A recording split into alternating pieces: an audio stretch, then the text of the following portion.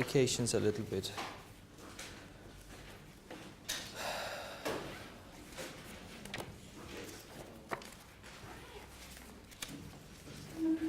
Okay.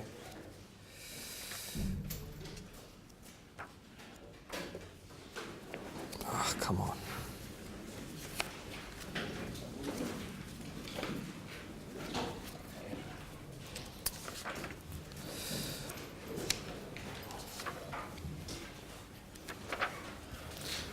All right. So last time we did some of the. We looked at an optimization problem, basically. The optimization problem was an optimization of a function j with a terminal constraint, but had a dynamic with a terminal cost function, and had a dynamic constraint. Right? That's what we looked at. It was an optimization problem. So what we're going to do next is we are going to apply that optimization problem to our controls problem. Okay. Last time we applied this the optimization problem to a random problem. I just gave you an optimization exercise, right? Now we're going to look at the actual controls problem, okay?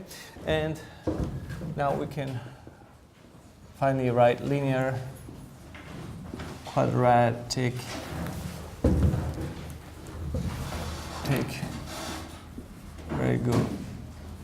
regulator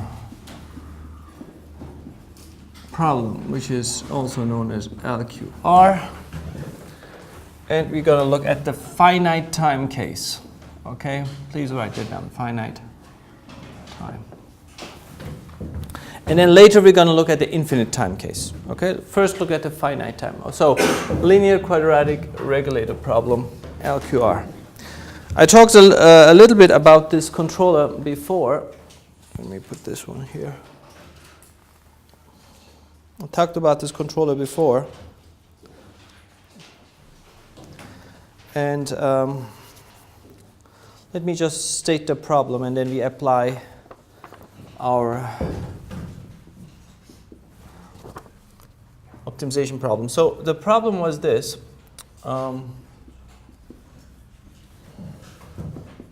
XTF plus 1 over 2, 0, 1 XTF x plus UTF U and TF. Oh, let's call this TF. Let's call just TF equals to T. Okay, so this is a problem, and this is subject to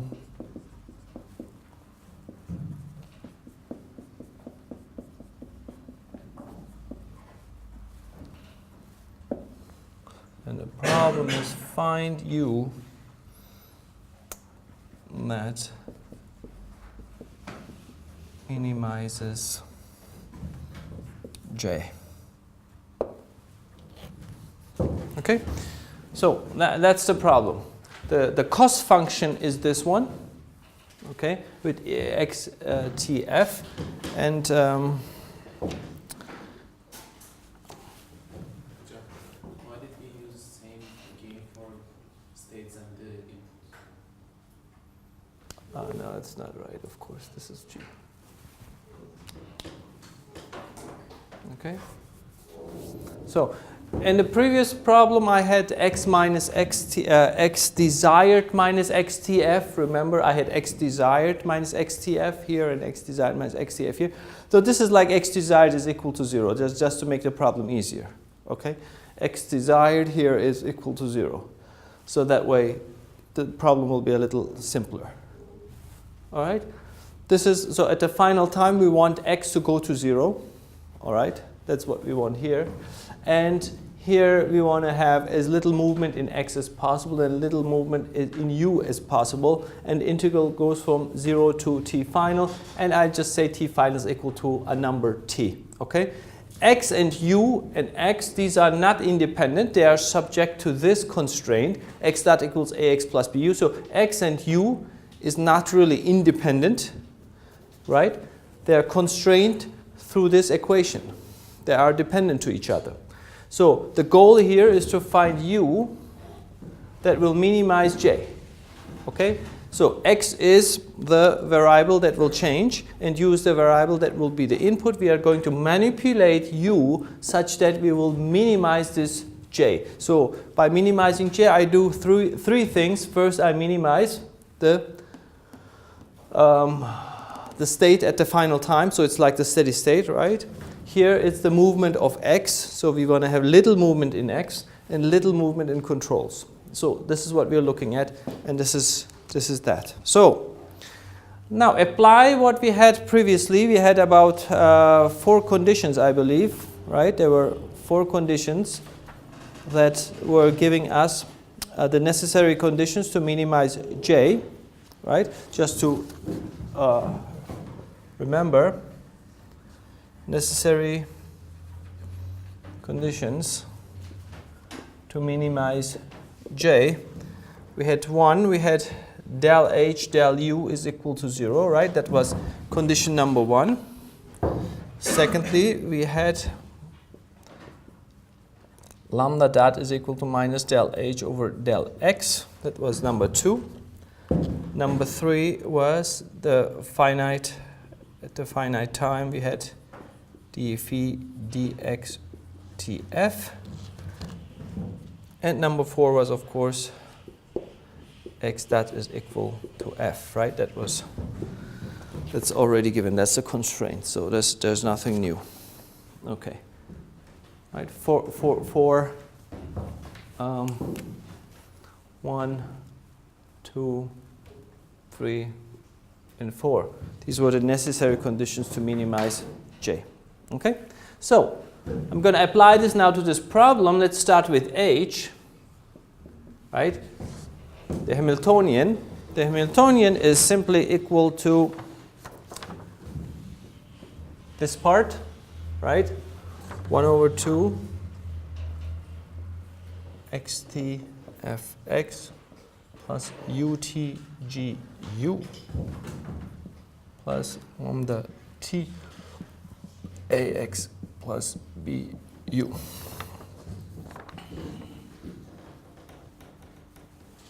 Okay, this is the Hamiltonian.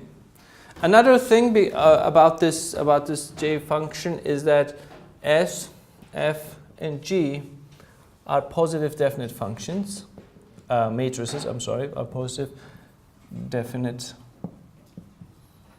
matrices. I think we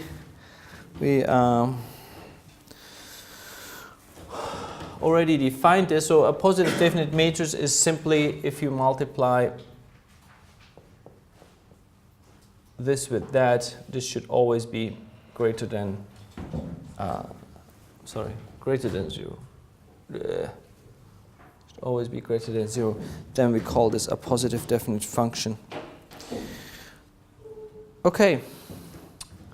So let's apply the first one, the first rule for this one. So del h del u is the first thing that we are going to apply here for this one. And if you do that, you will get something like gu plus bt times lambda is equal to 0.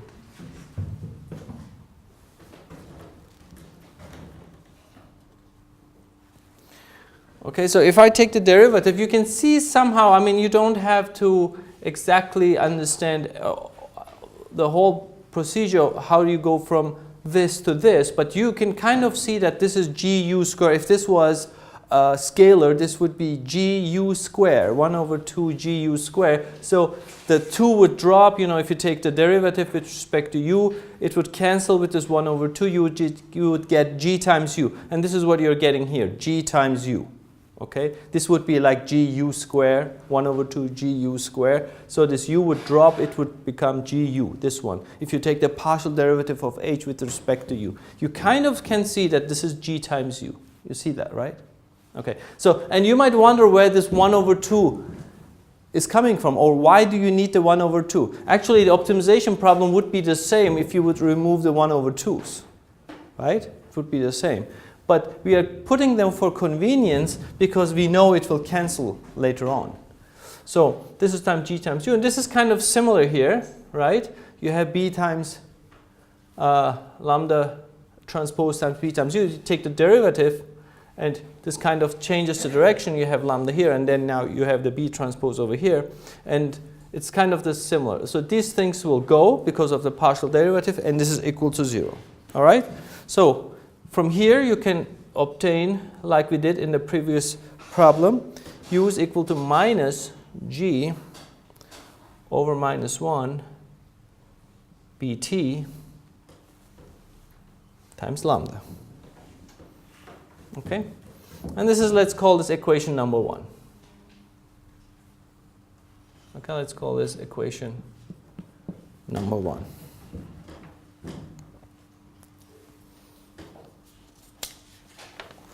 Let's use the second one here, this lambda t.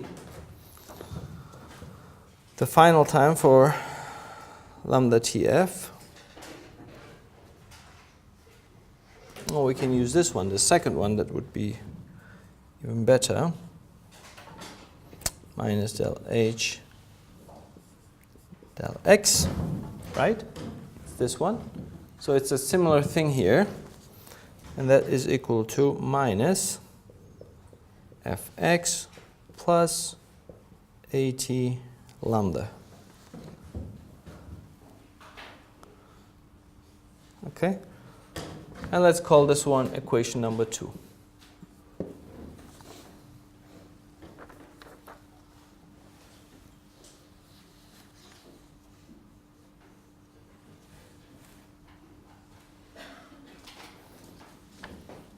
Okay, so our goal here is to find u, right? And you need this lambda. You need to solve this lambda. Okay, you need to solve this lambda. In the previous example that we did last week, it was kind of easy. I mean, the solution was not that difficult. You could immediately see what lambda that was, and you could find the solution to this, and you could find lambda, put it in here, and then you could find u. But this is not necessarily easy for this one. So this is definitely not easy to solve, even with this one. Okay, even with that. So what we are going to do here is we are going to, how do we solve a differential equation if you exactly don't know how to solve it? I mean, there are different ways, if you remember from differential equations. One of the ways is that we assume a solution, right? And then try and see if it works. Okay? And since I know the solution, I mean, we are not the first ones doing this in history, right? People have done this 1,000 times before. So I know the solution. So I'm going to assume the solution. I know I'm going to assume the right solution, of course. And then I'm going to put it in here and see if it actually works. All right? So the way we're going to solve this, solving this is not easy. It's hard to solve.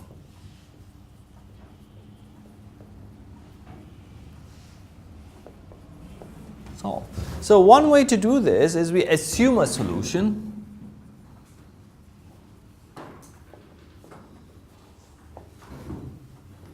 And see if it works. And that's a question mark. We don't know. Okay, assume a solution and see if it works. So the way we're going to do this is we're going to assume the following solution. Assume t is equal, oops, snap.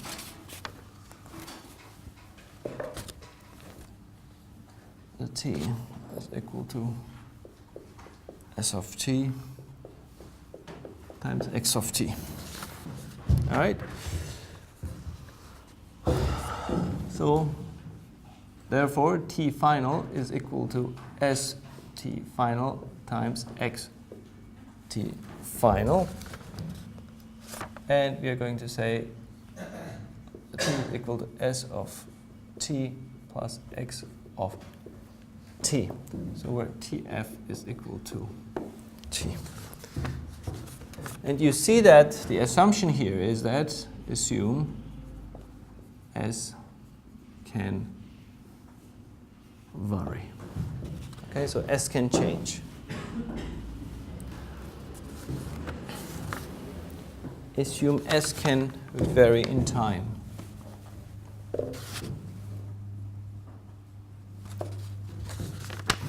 If you assume that, then you can find a better result. So if you assume that, you just use this one, use equation number 2.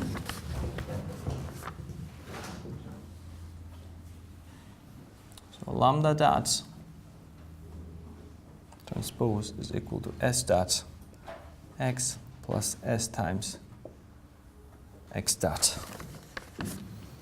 And that is equal to S dot x plus S ax plus bu.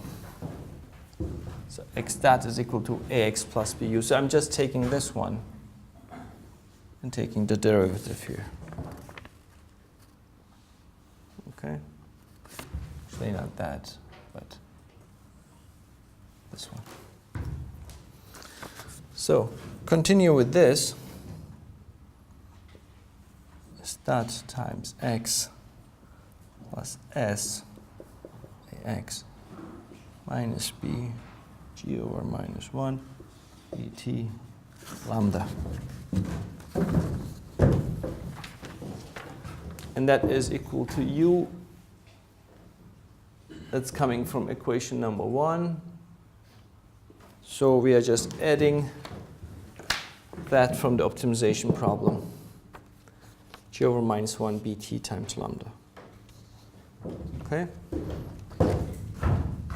And this lambda we already know is S times x, so this will become S dot x plus S x minus b g over minus 1 bt s times x. Okay, and that's lambda here. Lambda is equal to S times x, S times x, S times x.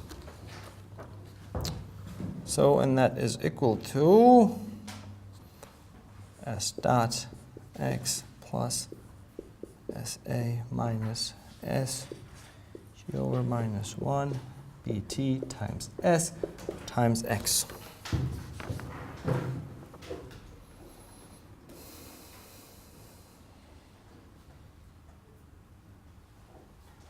And that should be equal to that.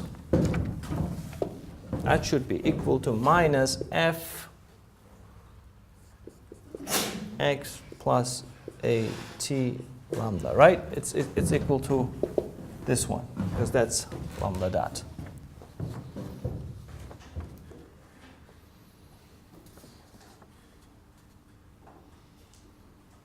So let me write this as an equation here now. So it will be minus f times x minus at times lambda. Lambda was the assumption over there, s times x. S times x, right? It's equal to that thing. I could actually maybe do this minus f minus at times s times x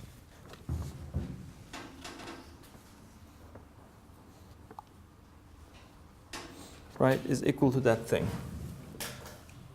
S dot x plus SA minus SB g over minus 1 BT S times x, which means minus f minus ATS must be equal to that. S dot plus SA minus SB. We're almost there. Should be equal to that. So the x, if this is equal to x, I take out the x's, so this must be equal to this.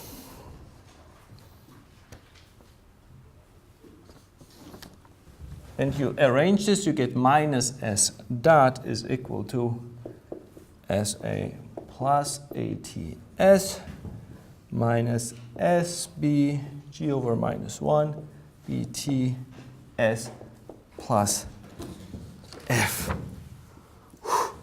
So that's your equation.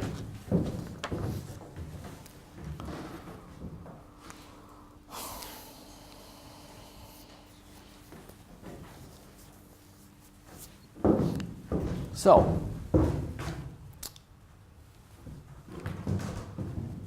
what did we say now? It's a bit of a manipulation, but what did we really try to say? We said, if you assume this solution, okay, if you assume this, and if this equation holds, then you actually have a solution for this. But you have this equation has to hold. So this is one of the solutions. This is a solution to the problem. I was trying to solve these two equations. If I had an easier solution, I could solve it like we did in the example. You can go back to the example I did last week and see how I solved this. It was easy to solve. Here it's not easy to solve. I mean, so you have to do something. So what we did was we assumed a solution, and then we did some algebraic matrix manipulations, and we arrived at an equation. So if this equation holds, then that solution will solve these equations. Okay? So that's what we say. So can I solve this equation? Let's look at it. It's not easy because first of all it's a differential equation. S is a matrix, so it's really not that easy. But look at the rest. You have A. I know A because of the problem. I know A here, A transpose. I know B, right? It's coming from the problem. G over minus 1, I choose G in the problem. B, that comes from the problem. F, I know. So everything else is actually known. The only thing that needs to be solved is S. Now here's another thing. S, F, and G are not independent according to this. Because, you know, at the beginning I was saying, okay, we are going to choose a weighing matrix for S, a weighing matrix for F, and a weighing matrix for G. But these things, turns out, are not really independent. Okay? They are connected through this. That's the first observation. The second observation is, if this is true, if this is a solution, and if you can get this, then we have something over here for U. Now I can write U is equal to minus G over minus 1 bt times lambda, and lambda is here. Where's lambda? It's here. S times x of t.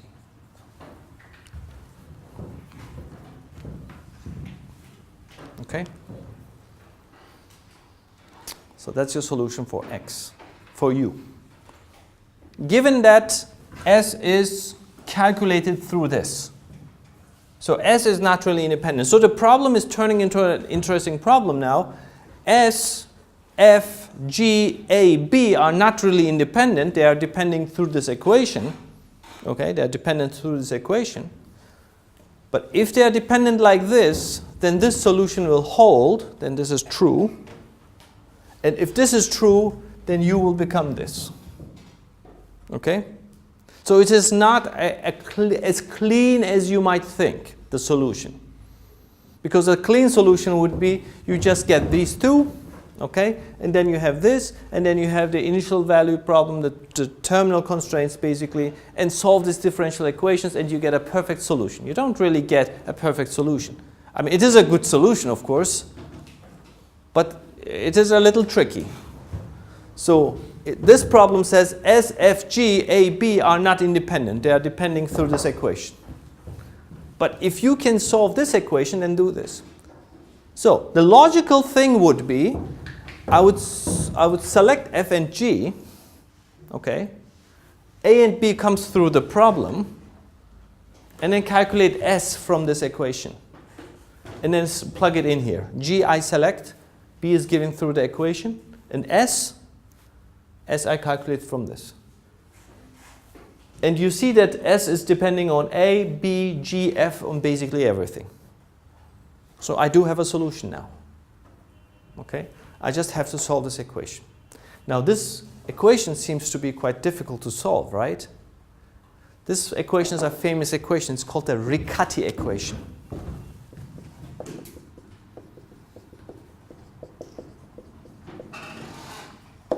So,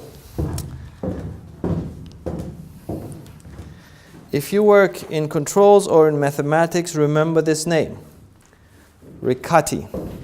Riccati is an Italian mathematician who solved or found ways to solve this equation. He established this equation and solved it. So it is a famous equation in history. It is not a new one.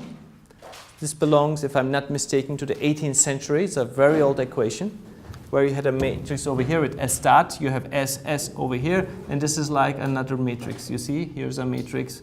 This is like a constant matrix, and you have a matrix here and a matrix here. So it is S, and then you have one, and you have S dot. Okay? So it is a known equation to history, to people. It is not something new. So this is the well-known Riccati equation. So if you can solve the Riccati equation, then you have a solution for you. Okay? So far so good? Yes? Are the G and F matrices are time dependent too? No. No. Just S. Only S is time dependent at this time. We are trying to find a solution. Yes, you're right. I mean, why not make this time dependent, the other ones in the time? We are trying to find a solution. If you can make it time independent, then you don't get the solution you have here. There's a version like that where you can do that too, but I'm just showing you the general one. Okay? You have to understand that this didn't come in one night. We are trying to, I try to give you the solution in 15 minutes. This took many, many years to develop. So people tried everything. Okay? Finally, someone came up with this solution and said, this works. It works. Okay? Any other question on what I'm trying to do? You at least understand what I'm trying to do. So, now here's the interesting thing. Do you see it already on the board where this is leading to? Here's the interesting thing. Look at this. This is a solution for U, which does what? It minimizes J. Okay? Minimizes J. So what is significant about this U? Do you see what you have here? And what you have here? Let's call this a matrix K. It is G over minus 1 BT times S. I mean, it's a matrix, right? So what do you have? You have U is equal to minus K times X. So U must be equal to minus J times X. And what is that? This is U, X dot AX plus BU. X is coming out. Multiply with K. It's this. K times X goes into that. And this is the same problem for the zero input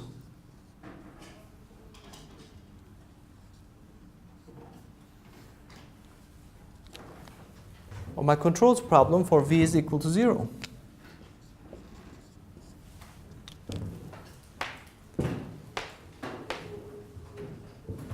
You see?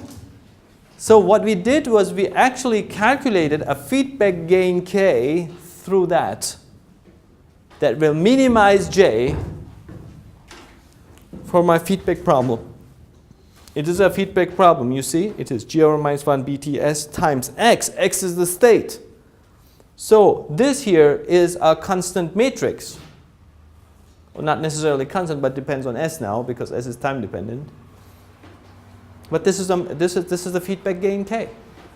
You see? G over minus 1. And you actually do have the minus here. So it's X times K times this. In fact, K now is equal to that.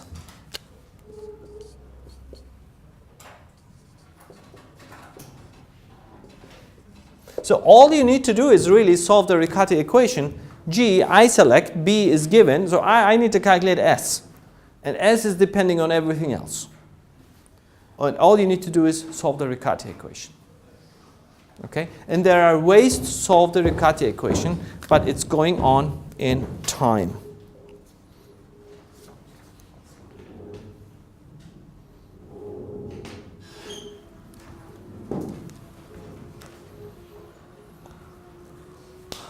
Do you understand that?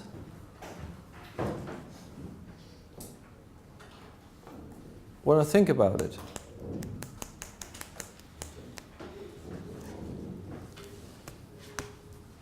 Any questions?